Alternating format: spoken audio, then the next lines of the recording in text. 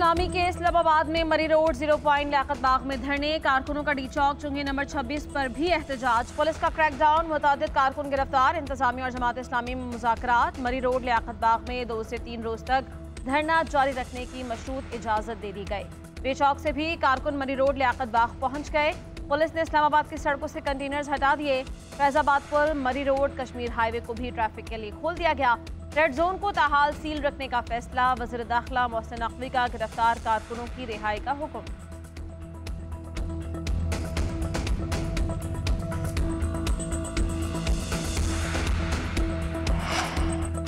अमीर जमात इस्लामी हाफिज नईमुर रहमान का धरना जारी रखने का ऐलान। कहते हैं हुकूमत अवाम दुश्मन फैसले कर रही है, पाकिस्तान के खून पसीने की कमाई को खाया जा रहा है, पानी सर से गुजर चुका है, बहुत तमाशा हो चुका है, अब IPPs का फंदा नहीं चलेगा, कंपनीज को लगाम देना पड़ेगी। हुकूमत में शामिल अफराद की बिजली की कंपनियां हैं, कौन सी मजबूरी है जो IPP से बात नहीं हो सकती। ये धरना हुकूमत की मारात खत्म कराएगा।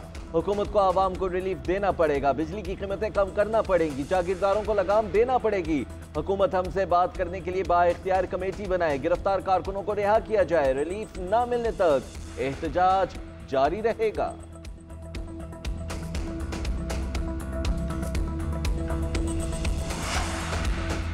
हुकूमत के हाफिज नईमुर रहमान को मुज़ाकरात की पेशकश, 3 रुकनी कमेटी कायम, अमीर मकाम तारक फजल चौधरी और अता तारड़ कमेटी का हिस्सा। वफाकी वज़ीर इत्तलात अता तारड़ ने कहा कि जमात इस्लामी को लियाकत चौक में जलसे की इजाज़त दी गई।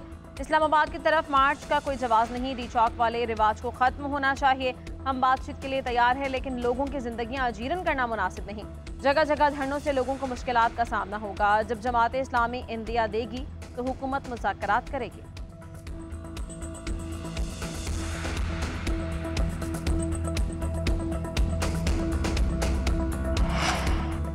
सूबे में ऑपरेशन नहीं होने दूंगा, हमारे फैसले कोई और नहीं करेगा। इस मुल्क के लिए खून देंगे मगर अपने फैसले खुद करेंगे, अमन और इंसाफ मांगेंगे नहीं, छीन कर लेंगे। वज़ीर आला खैबर पख्तूनख्वा अली अमीन गंडापुर का बन्नू में अमन जरगे के शुरका से खिताब, कहा किसी भी इदारे को कोई भी मुसल्लह गिरोह या मुसल्लह शख्स मुझे खैबर पख्तूनख्वा में नजर ना आए। खैबर पख्तूनख्वा की जमीन पर कोई भी हम पर जुल्म जबर नहीं कर सकता। कोई किसी पर नाजायज हाथ डालने से पहले सोच ले, ये हाथ मुझ पर डाला जाएगा। पुलिस दहशत गर्दों के खिलाफ कार्रवाई डट कर जारी रखे, जहां शरपसंदों की मौजूदगी का शुबा होगा वहीं पुलिस कार्रवाई करेगी।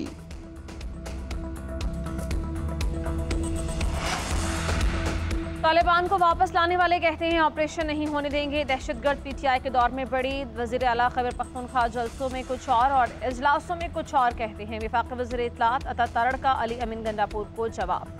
अमीर मकाम ने कहा कि मुल्क में मसाइल हैं, एक पार्टी सियासत में मसरूफ है, फोर्सेस दहशतगर्दी के खिलाफ कार्रवाई कर रही हैं। कानून नाफिज करने वाले इदारे अमन का क़याम यकीनी बनाएंगे। क़याम अमन के लिए हुकूमती रेट कायम करना होगी।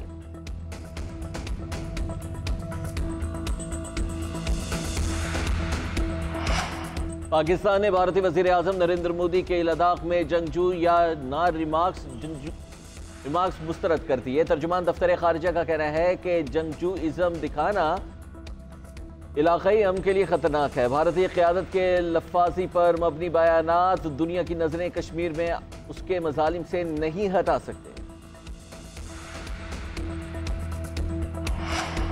तहरीक इंसाफ की इस्लामाबाद में एहतजाज की इजाज़त देने की दरख्वास्त मुस्तरद। इस्लामाबाद हाई कोर्ट ने फैसला सुना दिया। अदालत का इंतजामिया को 29 जुलाई को F9 पार्क या किसी मुनासिब जगह पर एहतजाज की दरख्वास्त पर फैसला करने का हुक्म।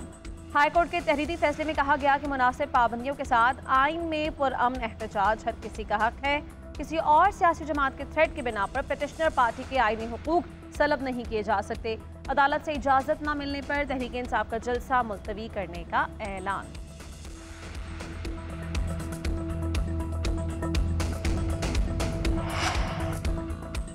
जस्टिस सरदार तारिक मसूद, जस्टिस मजहर आलम खान 1 साल के लिए सुप्रीम कोर्ट के एडहॉक जज तैनात। सदर मुमलिकत आसिफ अली जरदारी ने मंजूरी दे दी। मंजूरी आइन के आर्टिकल 182 के तहत दी गई। सुप्रीम जुडिशल काउंसिल ने एडहॉक जजेस तैनात करने की सिफारिश की थी।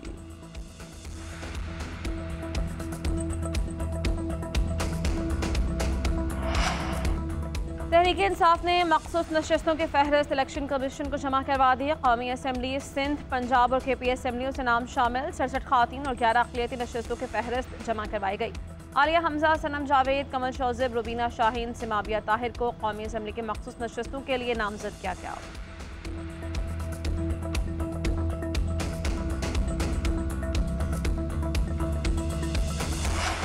पाकिस्तान ने भारतीय वज़ीर आज़म नरेंद्र मोदी के लद्दाख में जंगजू या ना रिमार्क्स मुस्तरद कर दिए। तर्जुमान दफ्तर खारिजा का कहना है कि जंगजू इज़म दिखाना इलाक़ाई अमन के लिए ख़तरनाक है। भारतीय क़यादत के लफ्फ़ाज़ी पर मबनी बयानात दुनिया की नज़रें कश्मीर में उसके मज़ालिम से नहीं हटा सकते।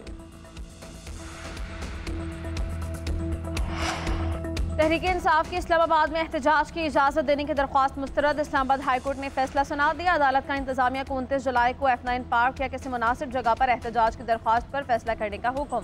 हाई कोर्ट के तहरीरी फैसले में कहा गया कि मुनासिब पाबंदियों के साथ आइन में पुरअमन एहतजाज हर किसी का हक है। किसी और सियासी जमात के थ्रेट की बिना पर पिटिशनर पार्टी के आइनी हुकूक सलब नहीं किए जा सकते। अदालत से इजाज़त न मिलने पर तहरीक इंसाफ का जलसा मुलतवी करने का ऐलान।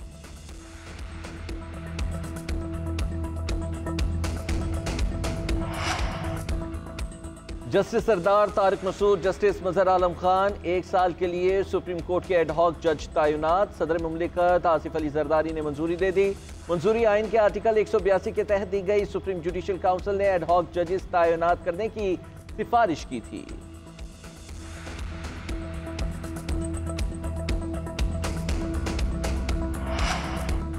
तहरीक इंसाफ ने मखसूस नशस्तों की फहरिस्त इलेक्शन कमीशन को जमा करवा दी। कौमी असम्बली सिंध, पंजाब और KP असम्बलियों से नाम शामिल 67 खातीन और 11 अक़लियती नशस्तों की फहरिस्त जमा करवाई गई। आलिया हमजा, सनम जावेद, कमल शौजिब, रुबीना शाहीन, सिमाबिया ताहिर को कौमी असम्बली के मखसूस नशस्तों के लिए नामजद किया गया।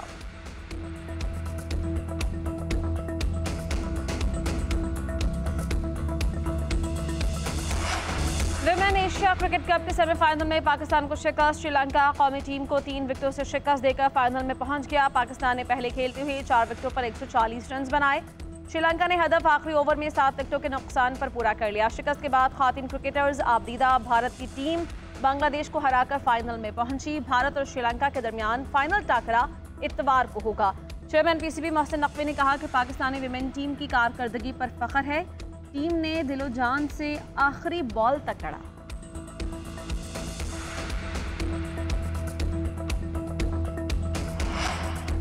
दुनिया खेल का सबसे बड़ा मेला सच किया। दरियाई सेन पर पेरिस ओलंपिक्स का रंगारंग आगाज। इफ्तिताई तकरीब में 206 मुल्कों के 10,672 खिलाड़ियों की शिरकत। तकरीब में ओलंपिक एंथम बजाई गई, मिशेल कश्ती के जरिए लाई गई। तकरीब में 120 मुल्कों के सरबराहान और नुमाइंदे शरीक हुए। 3,20,000 तमाशाइयों ने इफ्तिताई तकरीब देखी। मेडल्स की दौड़ 11 अगस्त तक जारी रहेगी। पेरिस ओलंपिक्स में पाकिस्तान के 7 एथलीट्स 4 गेम्स में हिस्सा लेंगे। ओलंपिक्स में फलस्तीनी दस्ता भी एक्शन में होगा। पेरिस ओलंपिक्स में पहला डोप टेस्ट मस्बत आ गया। Iraqi athlete Sajjad Paris Olympics से बाहर।